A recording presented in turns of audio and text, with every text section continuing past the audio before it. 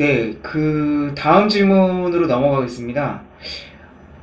제가 사실 웹소설에 대해서 아직 아까 말한 대로 좀 읽어야 된다 그랬는데, 사실 웹소설을 일부 화만 읽은 정도라, 웹린이? 웹린이 맞나요? 완전 그런 상황인데, 그래서 이제 제가 전혀 이제 잘 모르기 때문에, 최근 웹소설 트렌드, 그러니까 여기서 말하는 트렌드는 장르적인 트렌드도 있을 거고 소재적인 트렌드도 있을 거고 아니면 이야기 흐름 구성에 대한 트렌드도 있을 텐데, 요즘 트렌드 아니면 향후 뭐 단기적인 뭐 1, 2년 뒤의 트렌드에 대해서 어떻게 예상하는지. 이거는 너무 많이 변해서 뭐 지금 얘기하는 게 어느 정도까지 유효할지는 모르겠는데 저 최근에는 뭐 네이버 시리즈 기준으로 말씀드리면 무협이 핫하죠. 근데 무협이 핫한데 저는 개인적으로 오히려 이런 시기일수록 예전에 핫했지만 최근에 조금 주춤한 장르를 쓰는 게 오히려 더 좋다고 본다. 왜냐면은 이제 작품을 쓰고 이제 런칭하는데 시리즈나 이제 그 카카오 페이지 같은 경우는 한 6개월 정도가 걸리잖아요. 근데 옛날에 핫했다는 거는 그 장르를 좋아해주는 독자층이 확실히 있다는 거거든요. 이제 그런 상황에서 지금 현재 이제 그 독자님들의 니즈를 충족시켜줄 작품들이 지금 최근에 그냥 못 나오고 있다는 건데, 그렇다면은 최근에 지금 무협이 그냥 단순히 핫하기 때문에 이제 무협 작품들이 예를 들어 계속 쏟아진다.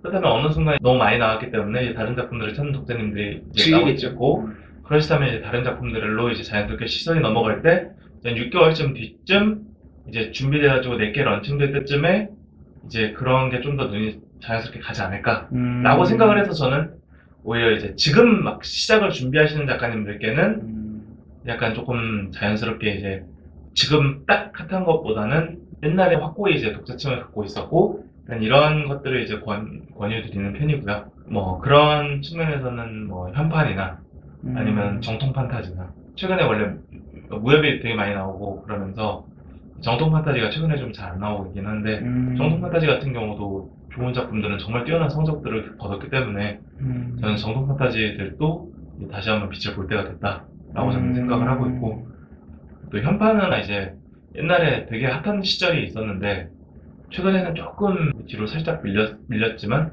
그래도 다시 이제 한 시기로 저는 돌아올 거라고 저는 생각하고 있습니다. 네. 그러니까 뭐 지금 현재 뜨는 장르는 무협이긴 하지만 생각해보면은 아니 현판은 지금도 괜찮아요. 괜찮아요. 다만 예전만큼 그렇지 못해서 그렇지. 예전에는 진짜 상위 막 20작품 중에서 한 열 몇 작품이 현판이고 이랬으니까.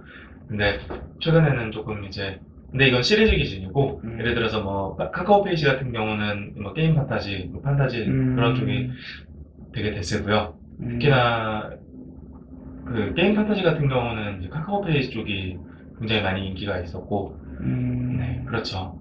요새는 뭐 게임 판타지에서 많이 뭐 헌터물로 넘어갔다가 헌터물에서 빙의 뭐 이런 쪽으로 또 많이 또 넘어가는 편이긴 하고, 트렌드는 계속 항상 변하고 그렇기 때문에 저도 그래가지고 플랫폼 미팅을 할 때 제가 항상 여쭤봐요. 제가 항상 여쭙는 게 어떤 작품 찾고 계세요? 어떤 장르 찾고 계세요? 제가 항상 여쭤보거든요. 그러면은 거기서도 저한테 항상 똑같은 답을 주세요.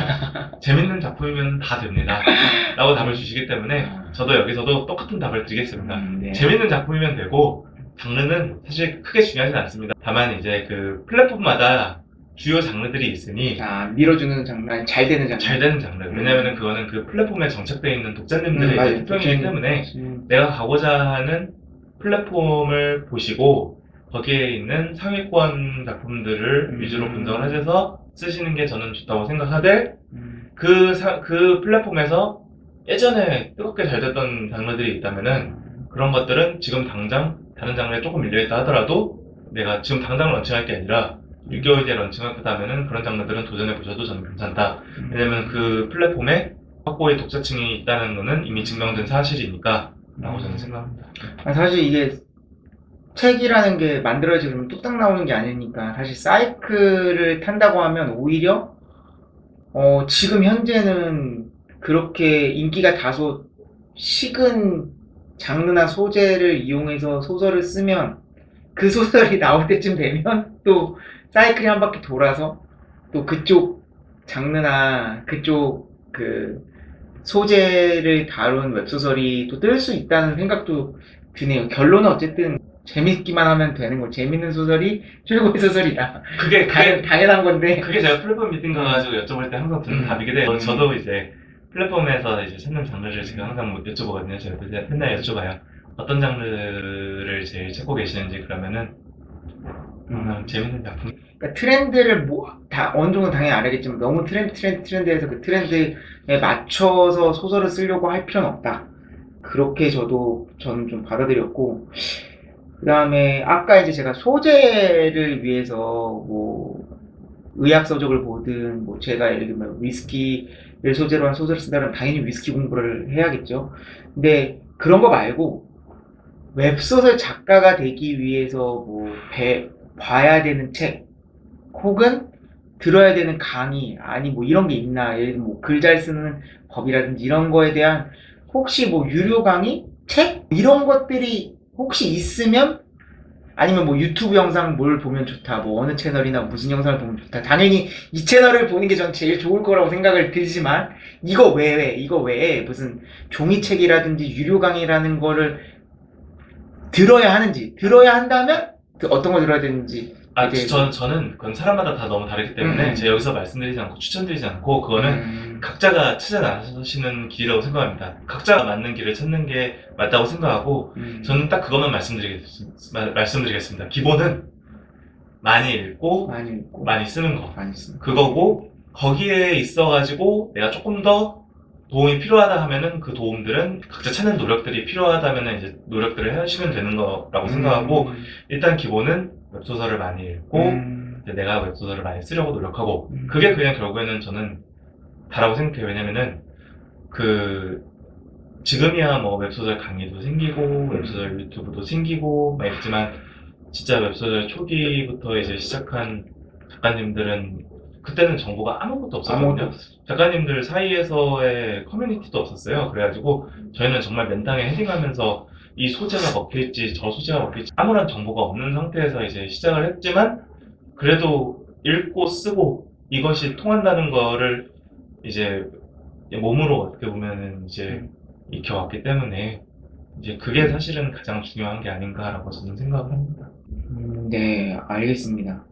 다음 질문은 이제 사실 저랑 관련된 질문인데, 이제 요즘에 저도 많이 느끼지만 블로그를 제가 약 1년 정도 썼거든요. 근데 블로그에도 제가 어쨌든 일일 1포스팅 이상 하고 있고, 요즘에 뭐 또 에세이 같은 형식 같은 경우에는 그 다음에서 운영하는 브런치나 이런 플랫폼들이 많이 있는데, 이렇게 뭐 블로그나 브런치에 글을 꾸준히 쓰는 게 웹소설 쓰는 거에 도움이 된다고 생각을 하는지, 되면 뭐 어느 정도 된다고 생각하는지, 뭐 블로그나 브런치 글도 좀 봤을 테니까 어떻게 생각하는지. 크게 도움 안 된다고 생각해요. 크게 도움 안 된다. 크게 도움 안 돼요.